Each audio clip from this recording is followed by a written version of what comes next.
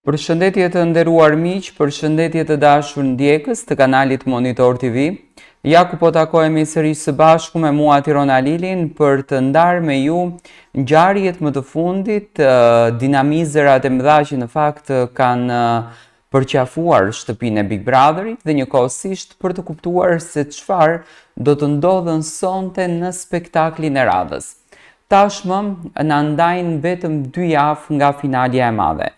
Kemi këtë Prime, kemi të Prime-in e së shtunës dhe më Prime-in e finales së madhe, e cila do të jetë të shtunën e ardhshme më datën 19 prill.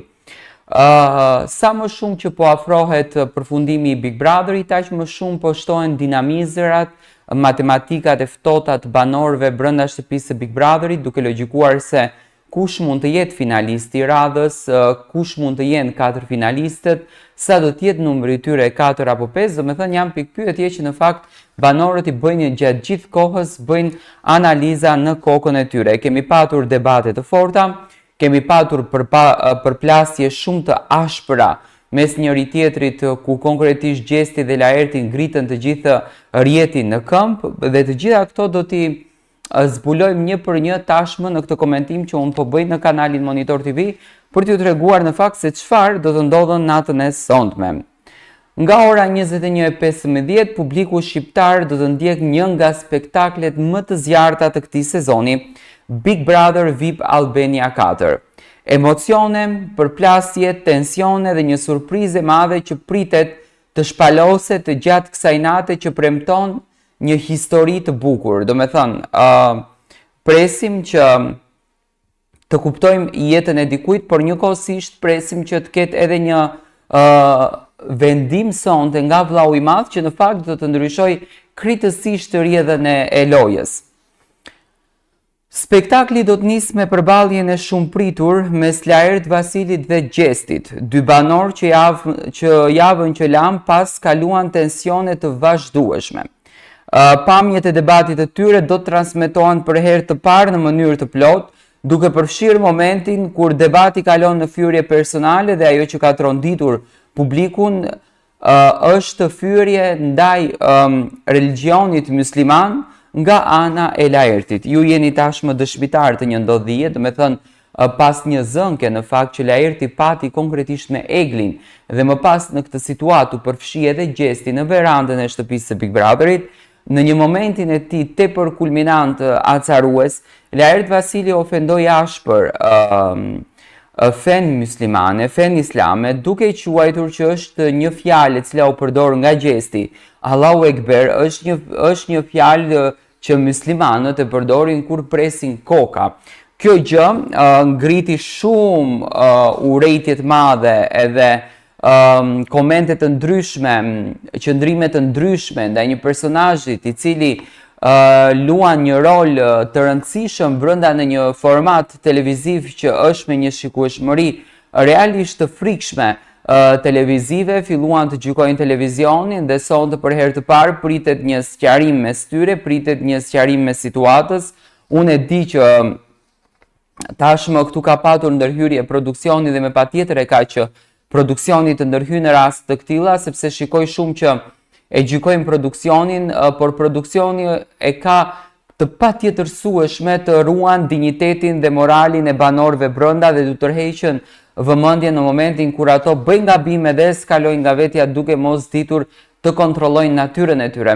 Sonte fillimisht Prime do të nisën me këtë ngjarje, do me thënë një ngjarje që u komentua shumë dhe me patjetër që do të presim edhe komentin e Arber Hajdarit dhe të Neda Ballukut, pasi që Neda ka qenë një opinioniste e cila e ka quajtur Laert Vasili një mashkull fenomenal, një mashkull që femrat e duan shumë, por në këtë rast Laert Vasili doli një personazh i cili tregoi një anë të tij shumë negative dhe tregoi një urrejtje shumë tek të gjithë shqiptarët, të paktën tek pjesa muslimane. Do duam të shohim edhe çfarë do thotë Arber Hajdari, pasi që ai përket këtij komuniteti, për të kuptuar se si do ta gjykon këtë gjë, edhe pse Ledion Liço në Prime-in e fundit u atërhoqi vëmendjen banorëve që të mos përmendim epitetet, mos përmendim fe fare, por le të tregojmë vlerën tonë që ne kemi, le të tregojmë njeriun që ne jemi, se në fund të ditës në Big Brother banorët nuk përfaqësojnë komunitete, por përfaqësojnë njeriun e tyre.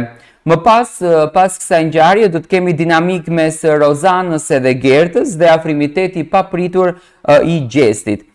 Pas tensioneve, spektakli do të fokusohet tek një tjetër zhvillim i befasishëm, konflikti mes Rozanës edhe Gertës, dy banorë që dikur shiheshin si të afërt, por tashmë po largohen e një afrimitet i papritur mes Gjestit edhe Gertës që po komentohet gjërësisht nga banorët. A është kjo një strategji loj apo një ndjenjë që po lind njerëzore gjithmonë, sepse Gerta është e martuar?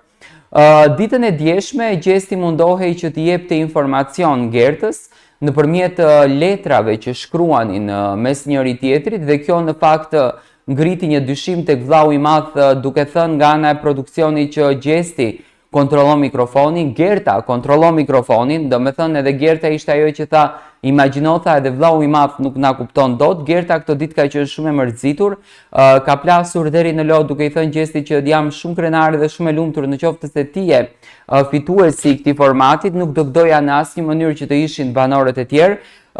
Marrëdhënia e tyre afërt po tregon krejtësisht tjetër gjë, dhe sonte do të trajtohet si tem, po ky trekëndësh që mes Gertës edhe Rozanës është një ftohje dhe një thike preme, dhe dikur Gjesti, një personazh i afërt me Rozanën, shumë një mik i mirë, një shok i ngushtë, dhe sot Gjesti në këtë pikë të lojës vlerëson lojën e Gertës, vlerëson njeriun e Gertës, vlerëson qëndrimet e Gertës. Është kjo një ndjenjë shpirtërore apo është një strategji? Këtë do ta shohim natën e sotme pas një videos në të cilën vllau i madh do ta publikon.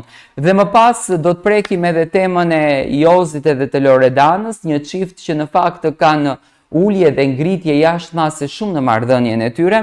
Në fokus do të jetë edhe marrëdhënia e luhatshme mes Jozit edhe Loredanës, që po kalon nga afeksioni në një ftohje të menjëhershme. Publiku do të shohë për herë të parë disa përplasje verbale mes tyre që nuk janë transmetuar më parë. A do të vijojë kjo marrëdhënie në këtë formë të paqëndrueshme apo do të ndodhë një sqarim live? Çuditërisht, gjatë prajmit Loredana sqarohet krejtësisht me Jozin dhe ato hatërmbetjet që Loredana i krijon gjatë ditëve të qëndrimit në shtëpinë e Big Brotherit, dhe më pas prajmit ato vazhdojnë jashtëmase mirë me njëri tjetrin, por gjatë ditëve në vazhdim kanë përplasje të mëdha, gjë të cilave kjo Loredana nuk i pranon dot, për faktin sepse Loredana mendon që Jozi e mbështetën Rozanën. Dhe më pas do të presim konfirmimin e finalistit të dytë, e cila është momenti kyç. Publiku është ftuar të votojë për finalistin e dytë të këtij edicioni. Statistikat flasin për Eglin si emrin më të përmendur në rrjetet sociale, por gjithçka mund të përmbyset mes Laertit edhe Eglit. Por sonte pritet që të ketë një ndryshim në fakt të mekanizmit, mund të shkon edhe Gerta dhe Gjesti automatikisht finalistët e natës së sonte, por do të presim sonte se çfarë do të ndodhen. Në fund të mbrëmjes mund të kemi edhe një surprizë të madhe të kutisë së Pandorës.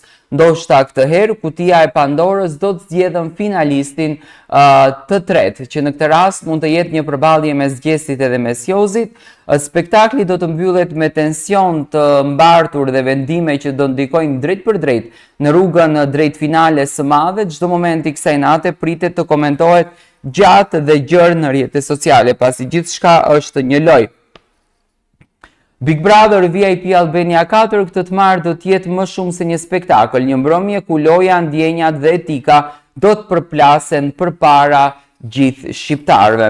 Do të shohim se çfarë do të ndodhën sonte. Unë në fakt do doja që kutia e Pandorës të çonte dhe të përzgjidhte banorin për finalist. Dihet më kush do shkon sonte. Ka mbetur vetëm Gjesti pa me shku dhe besoj që do të jetë një përballje ose me Jozin ose me Danjën.